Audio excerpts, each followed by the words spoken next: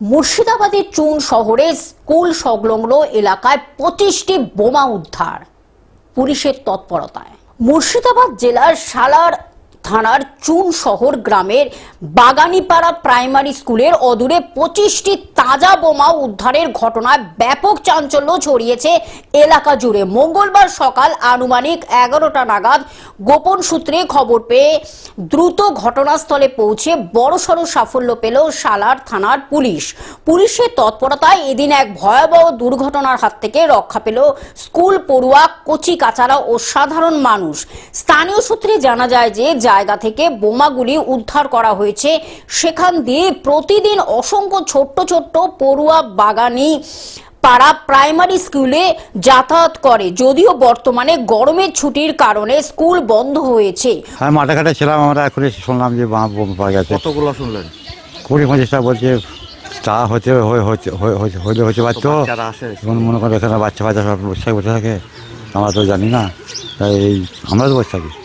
এইটা জামাজাতলা স্কুলের কাছে, জামাজাতলা এখানে বোম উদ্ধার হয়েছে দেখলাম। কারা রেখেছে তা বলতে পারছি না কারা রেখেছে। কতগুলি বোম উদ্ধার করবে? কতগুলো তাও বলতে পারছি না, কতগুলো এখন হবে 2-3 জেলা। হ্যাঁ, উদ্ধার করাটা দেখেছি। তবুও এলাকাবাসীর দাবি, স্কুল খোলা থাকলে যে কোনো মুহূর্তে বড়সড় দুর্ঘটনা ঘটে যেতে পারত। বিকায় শুধু আর্মস সমেত ধরা পড়েছে এবং সেখানে সে এনডিপিএস কেসের আসামি, রেজাউলও বোম কেসে আসামি আছে, আর ফয়জালও বোম কেসের আসামি আছে। তো আমরা বোম উদ্ধার করেছি এবং এটাও আবার এই অঙ্গ হিসাবে আজকে আবার দেখলেন আপনারা যে 3 ব্যাগ ভর্তি বোমা আজকে পাওয়া গেছে। সেখানে প্রায় 20-25টা আছে। এখন সংখ্যাগুলো আমরা গুনতে পারি, যেহেতু ব্যাগগুলো আমরা খুলে দেখতে পাইনি। সেটা বোম স্কোয়াড যখন আসবে সেই অনুযায়ী আমরা জানতে পারবো। তো এই চলতে থাকবে।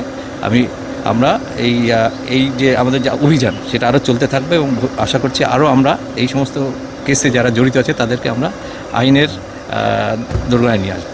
মুর্শিদাবাদ থেকে পার্থ মণ্ডলের রিপোর্ট, গ্লোব নিউজ।